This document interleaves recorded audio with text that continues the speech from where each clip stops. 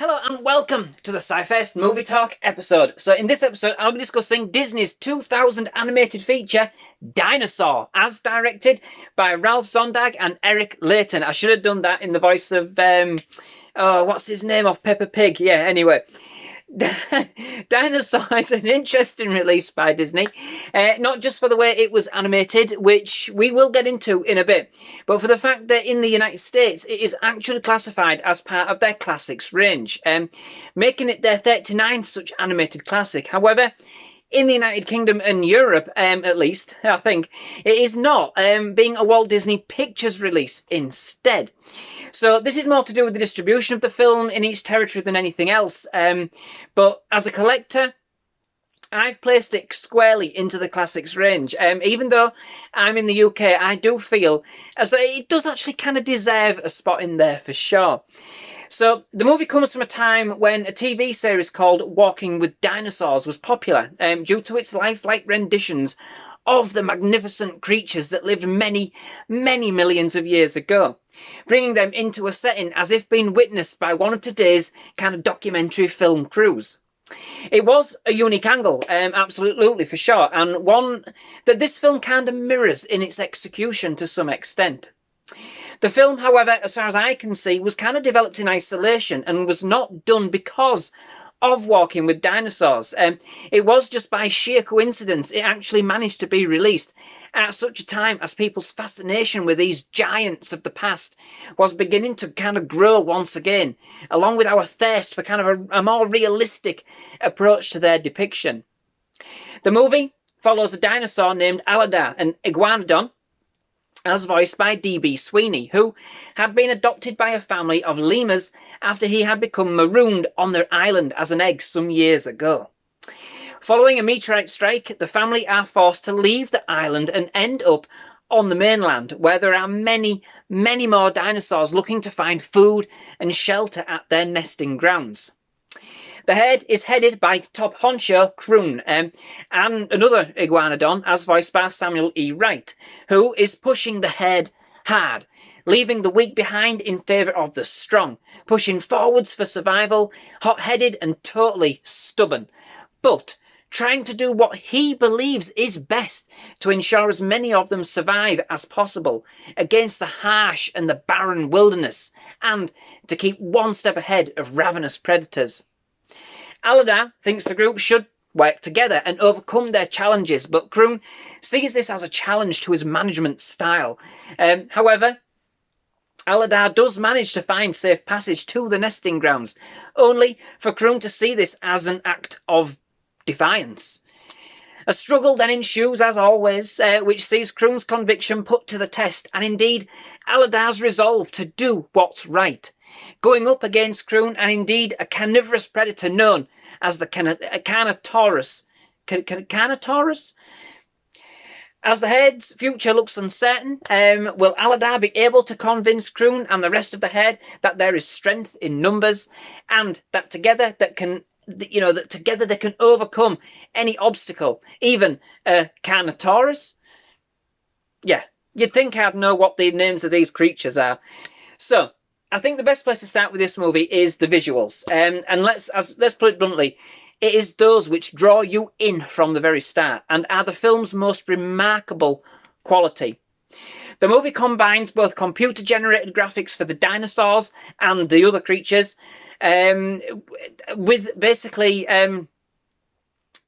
sort of like real-world effects, real-world scenery, if you like, live-action backdrops, in such a way as to kind of produce something that, for its time, looks impressively realistic indeed. It is perhaps showing its age a little bit, basically now given the fact that it's used CGI very extensively, but it is still exquisitely detailed and exceptionally realistic, well, for interpretation of these creatures at least. The level of fine detail used to bring these creatures to life was, for its time, absolutely out of this world and a technological achievement in itself. In fact, the software required to get the animation to the level required, where these creatures would look believable on screen as part of the surroundings, took years to develop.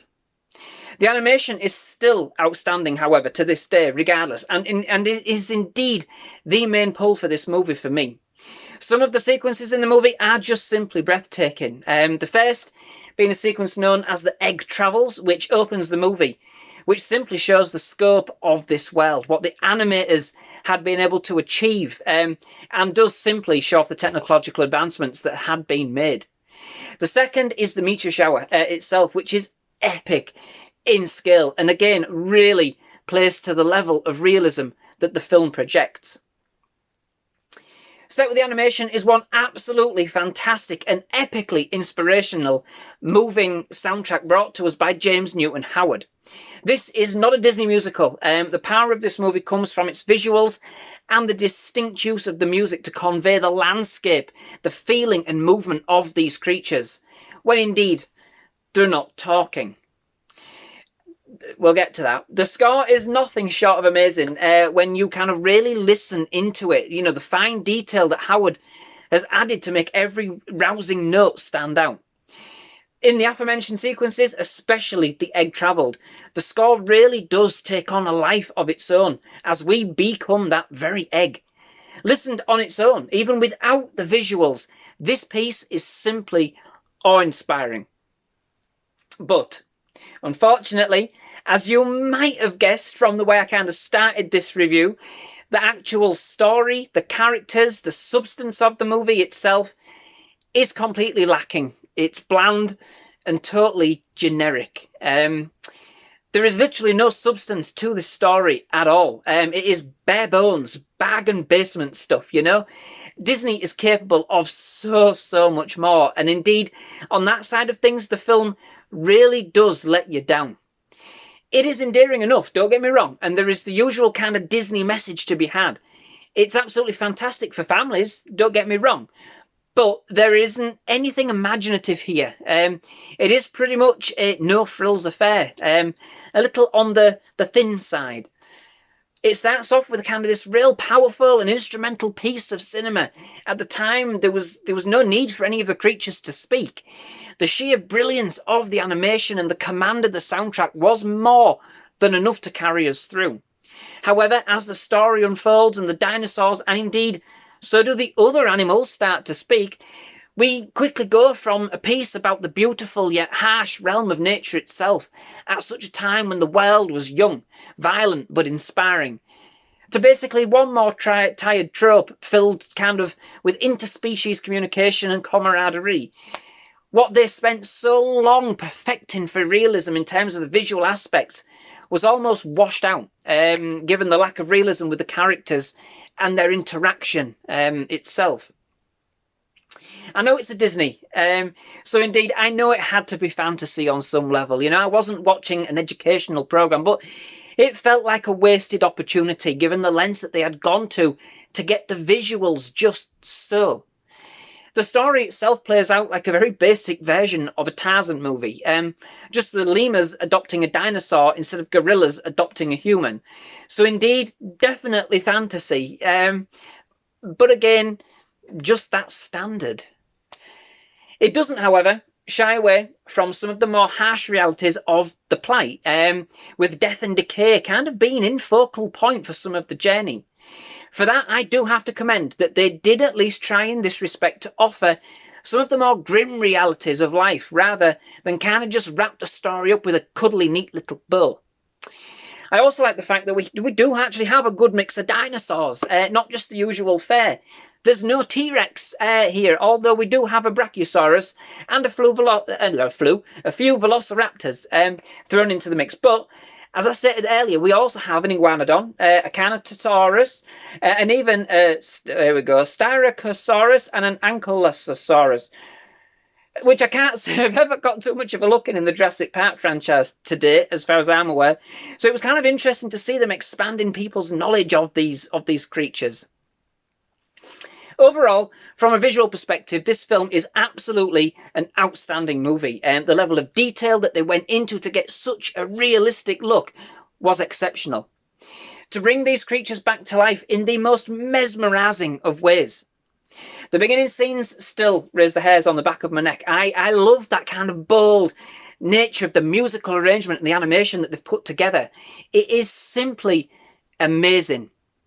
At times, it does kind of play out like a nature program. I'm not saying it doesn't, but it, you know, which, to be fair, were the most mesmerising elements for me, to be fair. It is these that kind of do make the movie when all's said and done, and they are quite captivating. It's not just that powerful with regards to the story being very much a basic affair, as they get the most simplest of premise with very little emotion evoked, even in the hardest of times. There are indeed some likeable characters, just nothing much all to them all overall, you know? It sort of feels, to me, like having a real kind of fancy car and then finding out that the engine inside is from a family saloon. And no offence intended, I drive a family car too, but hopefully you kind of get what I mean.